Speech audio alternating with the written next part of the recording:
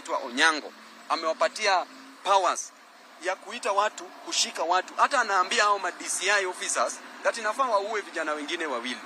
Juzi hao ma DCI officers wamekuja wakashika watu kule Kisumu, vijana wawili, wakapiga marisasi juu. Hao vijana hawajapatikana mpaka wa leo.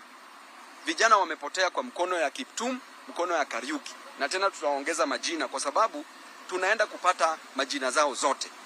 So Onyango, wacha kumisbehave kwa ofisi. Kama unataka cheo, fuata mambo venye nafaa iwe upewe cheo. Usijifanye wewe ndio unapenda hii serikali sana, unataka kuumiza watoto wenyu wenyewe.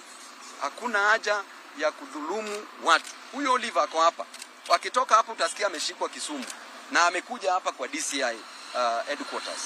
So hao vijana wetu ambao wanashikwa, mimi nataka nitoe onyo kwa polisi, Inspector General of Police, IG Kanja. Lazima ustamp authority uhakikishe hii unit yako isikuwe misused, isikuwe abused.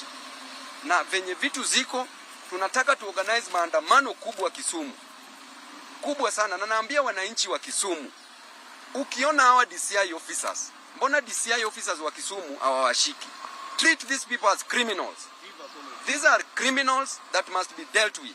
Hatuwezi sema ati maisha yetu ikatarini kila saa mtu awekewe bunduki, mtu afanyiwe nini. These are criminals wenye wanatoka hapa illegally. Hao maofisa hata hawapewi lunch huko, wana complain kila siku. Hakuna orders ya kutoka kwa director hapa. So Nyango, wachana na hiyo puzi yako, wachana na hiyo ujinga yako. Time ya kuwaogopa imeisha. Sisi tuko hapa kukomboa hii nchi. Asante sana, wacha nichukue nafasi nikaribishe Senior Counsel James Orengo.